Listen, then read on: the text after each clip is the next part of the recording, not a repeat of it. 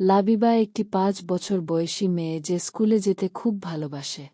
প্রতিদিন সকালে সে তাড়াতাড়ি ঘুম থেকে ওঠে, জামাকাপড় পরে এবং পরিবারের সাথে নাস্তা করে। কিন্তু একদিন তার ছোট ভাই তারিম জোরে কাঁদতে শুরু করল। লাবিবার মা তাকে শান্ত করার চেষ্টা করছিলেন, আর লাবিবা একটু মন খারাপ করল কারণ সে তার স্বাভাবিক মনোযোগ পেল না। নাস্তার পর লাবিবা তার স্কুল ব্যাগ গুছাতে তার ঘরে গেল। কিন্তু সে দেখল তার খেলনাগুলো সব জায়গায় ছড়ানো আছে কারণ তারিম আগে সেখানে খেলছিল।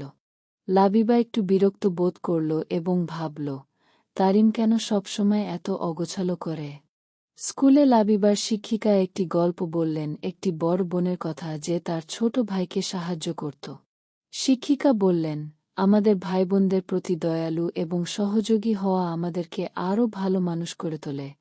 লাবিবা তারিমের কথা ভাবল এবং ভাবল সে কি আরও ভালো বোন হতে পারবে কিনা।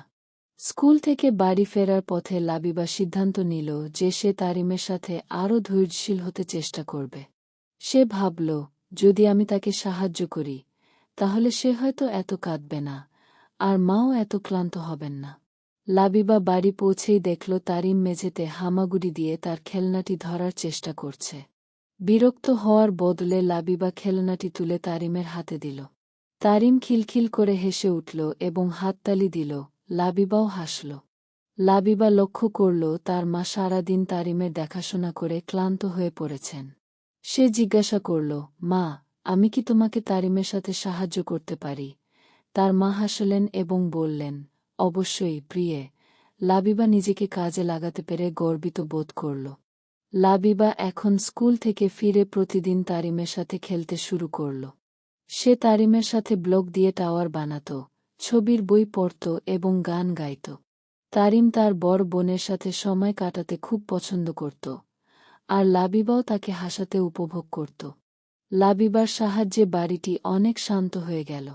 তার মা আরও বিশ্রাম পেলেন, আর তারিমও কম কাঁদত কারণ সে তার বোনের সাথে খেলতে পেরে খুশি ছিল।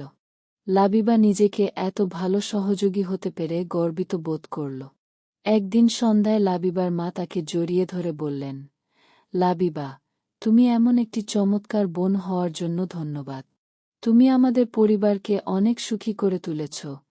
লাবিবা মনে পরম অনুভূতি পেল এবং বুঝতে পারল যে অন্যকে সাহায্য করা নিজেকে সাহায্য করার মতোই ভালো লাগে। সেদিন থেকে লাবিবা তারিমের সাহায্য করা এবং তার মাকে সহযোগিতা করার একটি অভ্যাস গড়ে তুলল।